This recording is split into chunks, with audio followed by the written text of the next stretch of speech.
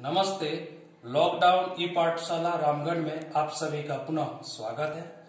पिछले वीडियो में कक्षा 7 विषय गणित में त्रिभुजों का सर्वांग समता के लिए प्रतिबंध के बारे में कुछ जानकारी दिए थे, जिसके तहत मैंने एस सर्वांग समता प्रतिबंध के बारे में बताया। उसके बाद एस सर्वांग समता प्रतिबंध के बारे में बताया। आज के इस वीडियो में जो हम मुख्य बिंदुओं पर चर्चा करेंगे वह है ASA सर्वांग समता प्रतिबंध एवं उस पर आधारित प्रश्न। तो आइए जाने ASA सर्वांग समता प्रतिबंध क्या होता है। ASA, A का मतलब यहां पर है एंगल, साइड एंगल। आइए इसके डेफिनेशन के बारे में जानें।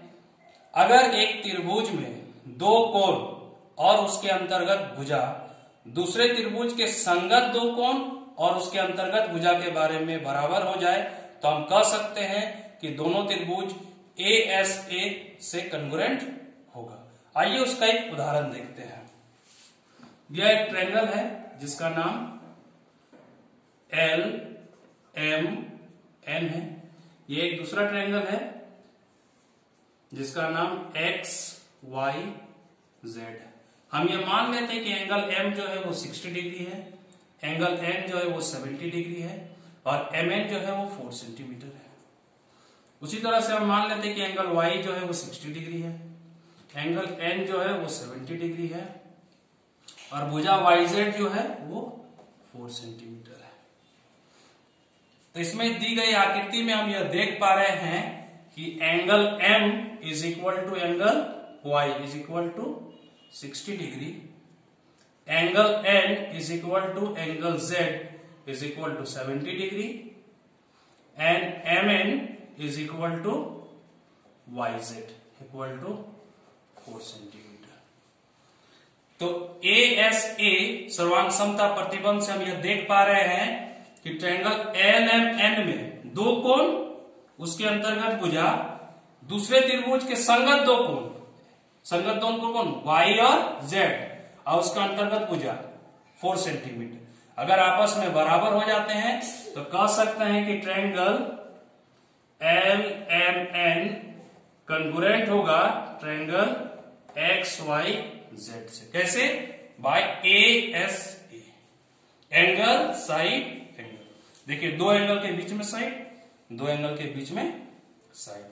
इस तरह से ASA प्रतिबंध से दो ट्रायंगल को हम कॉन्ग्रुएंट करते हैं। आइए एक एग्जांपल और देखते हैं और ASA को समझते हैं।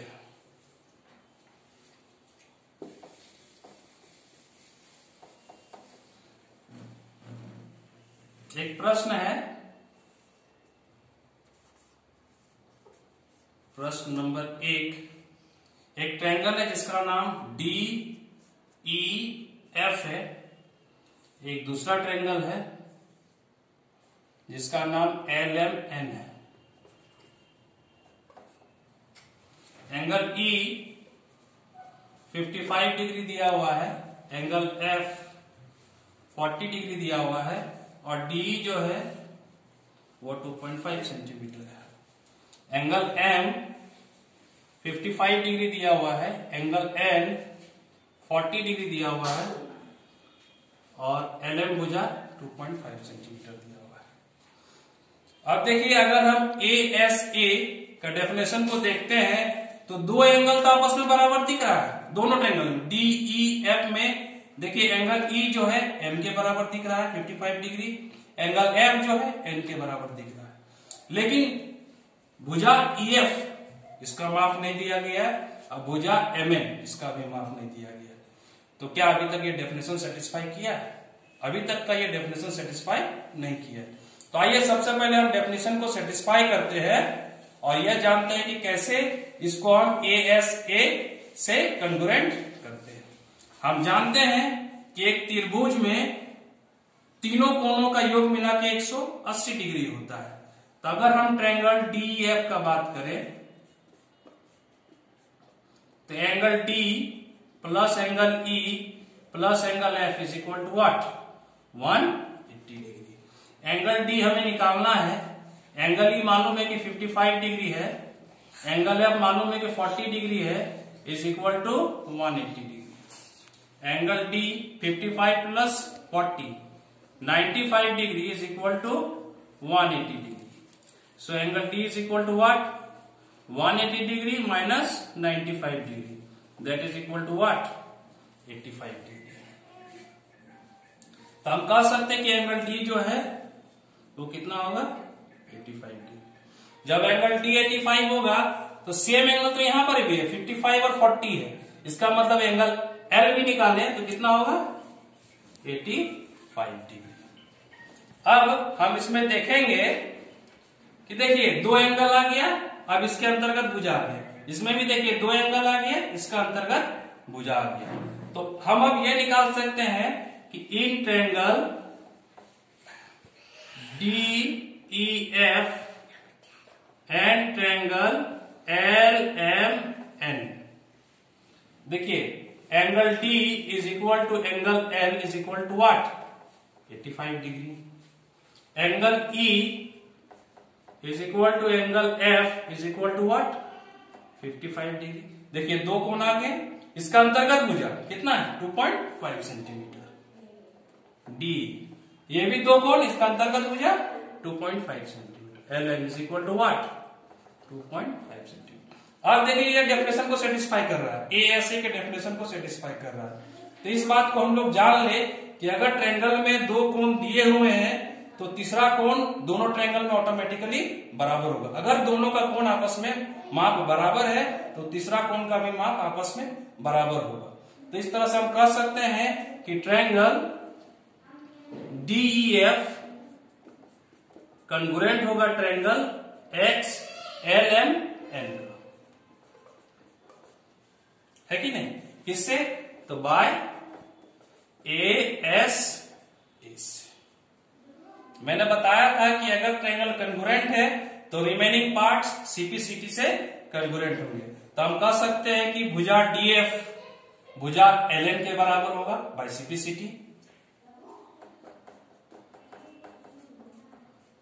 Bye CPCT। Corresponding parts of congruent triangle, देखिए इसका बार बार इस्तेमाल हो रहा है CPCT का, कोरस्पॉन्डिंग पार्ट संगत भाग।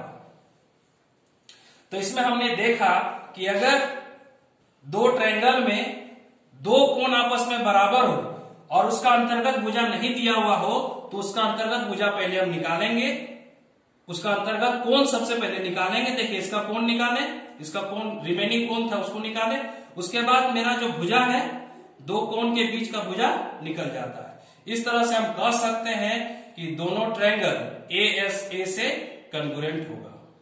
आइए अब हम इसका एक दूसरा प्रश्न को देखते हैं।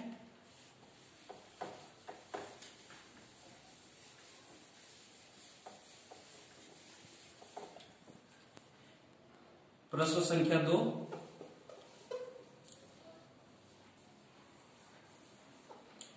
यह एक ट्रायंगल है जिसका नाम दिया हुआ है BQR, PQR।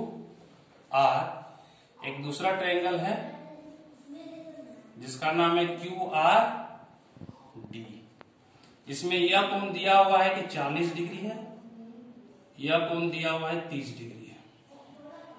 उस तरह से यह कोण दिया हुआ है 40 डिग्री है, यह कोण दिया हुआ है 30 डिग्री है। इसमें हमको प्रूव करना है, prove that triangle PQR congruent triangle DRQ। हमें यह साबित करना है कि ट्रायंगल PQR कंगुरेंट होगा ट्रायंगल किसका DRQ का। आइए इसको देखते हैं। In triangle PQR and triangle DRQ, देखिए PQR में एंगल Q जो है कितना देख पा रहे हैं, दोनों कोण को जोड़ेंगे तब मिलेगा, तो 40 प्लस 3 70। और DRQ में एंगल R कितना देख पा रहे, देखिए तो दोनों कोण को जोड़ेंगे तब मिलेगा 40 प्लस 3 70। तो दोनों कोण बराबर हो गए। फिर देखिए ट्रायंगल पी क्यू आर में ये जो एंगल पी आर क्यू है, देखिए ये एंगल कितना दिया हुआ 40। Angle P R Q is equal to triangle देखिए डी आर क्यू में angle D Q R, angle D Q R देखिए दोनों 40 दिया हुआ है। P R Q, P R Q में देखिए ये वाला एंगल है ना जी, और डी क्यू आर में, डी क्यू आर में देखिए ये वाला एंगल है ना, दोनों आपस में कितना हो गया 40। देखिए दो एंगल निकल चुके हैं। अब इसका एक देखिए Q R, P Q R में भी क्यू आर है और डी आर क्यू में भी क्यू आर है। इसका मतलब दोनों में क्यू आर कॉमन हो गया, वेनिस्ट हो गया, दोनों में कॉमन हो गया। तो अब देखिए एएसए का डेफिनेशन, दो एंगल उसके बीच का भुजा, पी क्यू आर में एक ये एंगल आया टोटल और एक एंगल ये आया, दो एंगल आ गया और उसके बीच का भुजा Q R. D R Q में देखिए ये एंगल आ गया और एक ये एंगल आ गया, उसके बीच का भुजा क्यू आर। मतलब दोनों में हम देख रहे हैं कि दो एंगल उसके अंतर्गत भुजा कॉमन आ चुका है। तो हम कह सकते हैं कि ट्रायंगल पी क्यू आर जो है वो कन्ग्रुएंट होगा ट्रायंगल डी आर क्यू का बाय ए एस ए। तो इस तरह से आज के इस वीडियो में हमने ए एस ए सर्वांग समता प्रतिबंध एवं उसके आधारित प्रश्न को देखा। अगले वीडियो में हम आरएचएस सर्वांग समता प्रतिबंध को देखेंगे और उसके आधारित प्रश्न को देखेंगे। तब तक के लिए धन्यवाद।